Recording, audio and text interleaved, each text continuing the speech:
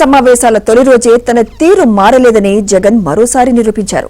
సమావేశాలకు ముందే అసెంబ్లీలో గవర్నర్ ప్రసంగాన్ని అడ్డుకుంటామని చెప్పిన జగన్ అసెంబ్లీకి వస్తూనే రగడ సృష్టించారు.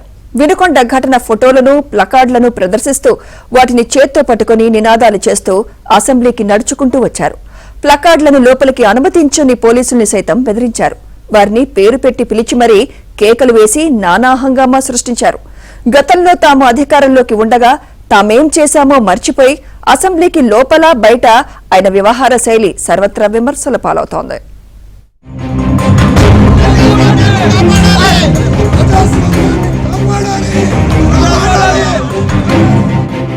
తొలి రోజు అసెంబ్లీ సమావేశాలకు ముందుగానే గొడవ చేయాలని నిర్ణయం తీసుకుని మరీ మాజీ ముఖ్యమంత్రి జగన్ అసెంబ్లీకి వచ్చారు. అసెంబ్లీకి ఎమ్మెల్యేలు వచ్చే గేటు ద్వారా లోపలి వరకు జగన్ కారుకు అనుమతిస్తూ ప్రభుత్వం తమ నిర్ణయాన్ని వైసీపీ శాసనసభ పక్షం విజ్ఞప్తి మేరకు అంగీకరించింది. అయితే మాజీ ముఖ్యమంత్రి జగన్ మాత్రం అసెంబ్లీ ముందున్న ఫైర్ స్టేషన్ వద్ద నుంచి తన ఎమ్మెల్యేలు, ఎమ్మెల్సీలతో కలిసి నల్ల కండువాలు మెడలో ధరించి వినుకొండ ఘటన ఫోటోలను ప్లకార్డులుగా చేతిలో పట్టుకుని ఎమ్మెల్యేలతో కలిసి అసెంబ్లీకి వచ్చే ప్రయత్నం చేశారు. అయితే ఆయన గేటు వద్దకు చేరుకోగానే ప్లకార్డులను బయటే వదిలి రావాలని పోలీసులు, అసెంబ్లీ సిబ్బంది అభ్యంతరం వ్యక్తం చేయగా జగన్ మాత్రం తన ఎమ్మెల్యేలు, ఎమ్మెల్సీలతో కలిసి లోపలికి వెళ్లే ప్రయత్నం చేశారు.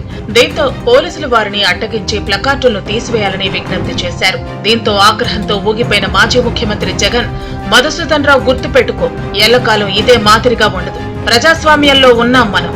మీ టోపీ మీద ఉన్న 3 సింహాలకు అర్థం అధికారంలో ఉన్న వారికి సెల్యూట్ కొట్టడం కాదు, ప్రజాస్వామ్యాన్ని కాపాడటం అంటూ ఆవేశంతో ఊగిపోయారు.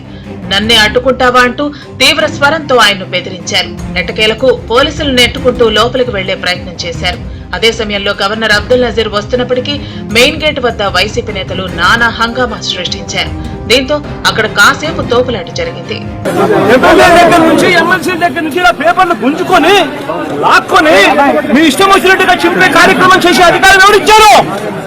మధుసూదన్ రావు గుర్తుపెట్టుకో, ఎల్లకాలం ఇలా మాదిరిగా ఉండదు. ప్రజాస్వామ్యంలో ఉన్నాం మనం. నీ టోపీ మీద ఉన్న సింహాలకు అర్థమేమిటో తెలుసా? అధికారంలో ఉన్న వాళ్ళకు సెల్యూట్ కొట్టడం కాదు, ప్రజాస్వామ్యాన్ని కాపాడడం కోసం మీరున్నారు, గుర్తుపెట్టుకోండి. ఇదిలా ఉంటే సభ ప్రారంభం కాగానే ఉభయ సభల సభ్యులను ఉద్దేశించి గవర్నర్ అబ్దుల్ నజీర్ ప్రసంగించారు. గవర్నర్ ప్రసంగం ప్రారంభమైందో లేదో వైసీపీ ఎమ్మెల్యేలు, ఎమ్మెల్సీలు నినాదాలు చేస్తూ గవర్నర్ ప్రసంగాన్ని అడ్డుకునే ప్రయత్నం చేశారు. కాసేపు నినాదాలు చేసిన వారు ఢిల్లీ టూర్ కు టైం అవుతుందని అర్థాంతరంగా సభ నుంచి వాకౌట్ చేశారు. అనంతరం అసెంబ్లీ ప్రాంగణం నుంచి మాజీ ముఖ్యమంత్రి జగన్ బయలుదేరి వెళ్లిపోయారు. ఇదిలా ఉంటే నేడు జగన్ చేసిన హంగామాపై ఎన్డీఏ శాసనసభ పక్ష సమావేశంలో చర్చకు వచ్చిందని తెలుస్తోంది. జగన్ సహజ ధోరణి లేదని, ఆయన తొలి రోజే గవర్నర్ ప్రసంగాన్ని అడ్డుకోవటం కరెక్టేనా అనే ప్రశ్న సర్వత్రా విమర్శలు వ్యక్తమవుతున్నాయి. తాను తప్పు చేయటం, దాన్ని పక్కవారిపై నెట్టేయటం జగన్ కు వెన్నతో పెట్టిన విద్య అని, వివేక మర్డర్ విషయంలో కూడా ఇదే జరిగిందన్నారు. తాజాగా వినుకొండ ఘటనకు రాజకీయ రంగు పులిమే ప్రయత్నం చేస్తున్నారన్నారు. అసెంబ్లీ తొలి రోజు సమావేశాలకు వచ్చిన జగన్ సెషన్ మొత్తానికి డుమ్మా కొట్టడమే ధ్యేయంగా అసెంబ్లీ సిబ్బంది, పోలీసులతో గొడవ పడ్డారు. గతంలోనూ ఇదే విధంగా ప్లకార్డులపై నినాదాలు రాసి తెచ్చిన టీడీపీ నేతలను ఇంతకన్నా దారుణంగా అడ్డగించిన విషయాన్ని ఆయన మర్చిపోయారు. చంద్రబాబును సైతం లోపలికి రానివ్వకుండా గేట్లు అప్పట్లో మూసివేశారు. తన ఇంటి వద్ద నుంచి పల్నాడు జిల్లా ఆత్మకూరు వెళ్లాలనుకున్న చంద్రబాబు ఇంటి గేట్లకు తాడులు కట్టి మరీ నిర్బంధించారు. గతంలో జగన్ చేయాల్సిన దారుణాలన్నీ చేసి ఇప్పుడు 3 సింహాల గురించి తెలుసా అంటూ పులివెందుల పులి మాట్లాడుతుందని టీడీపీ నేతలు విమర్శిస్తుండడం ఈ మొత్తం ఎపిసోడ్ లో కొసమెరుపు. చేసేస్తాను